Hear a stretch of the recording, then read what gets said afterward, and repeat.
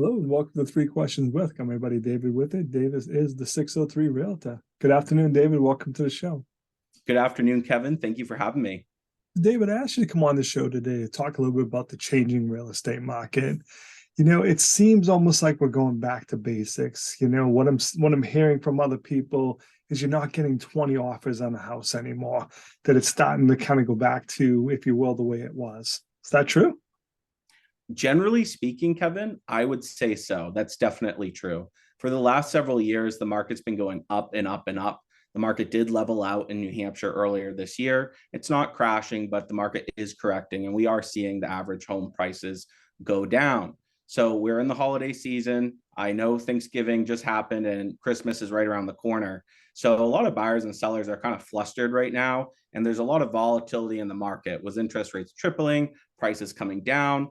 So it's all created the perfect storm around this holiday season where it kind of feels like there's a big pause.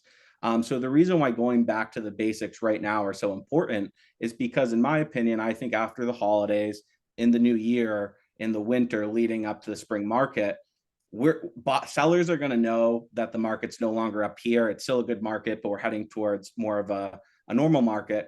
And even though buyers have the higher interest rate, they know prices are coming down. So I'm expecting this winter and into the spring, a lot of buyers that have been searching to finally be out there, getting in homes. Maybe there's not 20 offers anymore. Maybe there's just one, two, or possibly three. And hell, that's a lot better than it was the last few years. So why do we have to go back to the basics? Everyone's really, really flustered. And at the end of the day, we've got to calm down because the turtle wins the race. If you're a buyer entering the market, or if you've been searching for 6+ months, go back to your mortgage lender, check that your pre-approval is still current, because sometimes even within the 6 months frame where that pre-approval is still current, because interest rates have gone up, you might no longer be approved for the amount that you originally were. So buyers going back, talking with their lender, freshening up for the new year's, and making sure their financing is in order is crucial and definitely a basic element to the real estate transaction. That makes perfect sense. You're seeing a lot of that, like you said, as rates have gone up, it would make sense to make sure you go back, because you may be going off an older report saying, hey, I can afford X. And Yeah. then you go and find that dream house. It almost seems like you're setting yourself up for disappointment when you find that maybe you're not qualified for that house, right?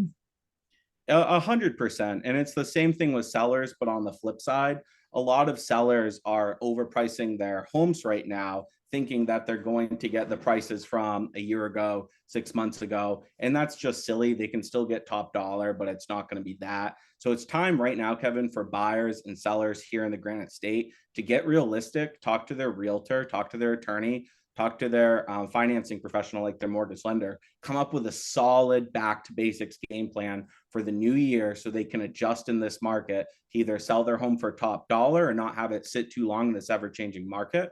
And then if they're a buyer, to obviously get in a house and hopefully negotiate a good deal, because those are definitely back. So, David, I understand how it can be frustrating as a seller, because I'm like, but David, three houses in my neighborhood sold for X, and you're Yeah. telling me that I'm not getting X, I'm getting something under X. It's just the changing market, just like as it kept going up, people were like, hey, David sold his house for $30,000 more Yeah. than Kevin did. So now as it corrects, but it's being realistic about it and trusting your realtor, right? 100%. And one thing I would advise sellers to do is not compare themselves to the house next door, or other homes in their neighborhood, because everyone has a house, but all houses are different. I was on a listing appointment the other day, and this guy's got a beautiful home. It's fairly large. It's about 2,600 square feet, but he was comparing his home to a new construction home that was about 4,000 square feet. And he's like, why can't I get this value? And it's like, well, you're comparing apples to potatoes here. Yes. So it's important that it's not just homes in your neighborhood. It's not just off the Zillow's estimate. It's comparing your home to comparable sales with similar square footage. If it's a ranch, you want to be looking at other ranches. If it's 3 bedrooms, you want to be looking at other homes with 3 bedrooms, not 2 or 4. There's a lot of these nuanced factors that go into pricing real estate, Kevin. And that's why it's really crucial, especially in this new year where prices are going down. Sellers meet with a trusted and respected real estate professional. So even though we're going down, we can still squeeze the most money out of the market possible to make sure our seller is getting top dollar. So, David, what's the best way for people to reach out to you? How can I learn more? On my cell phone, they can text or call 603-520-7924. And I'd be happy to, listen to their needs if they're buying or selling, or hey, maybe they have a friend they want to connect me with. All inquiries are appreciated. All right, David, I appreciate you taking a few minutes to call into the show. And as always, thanks for being my friend. Thank you for having me, Kevin. This was a blast.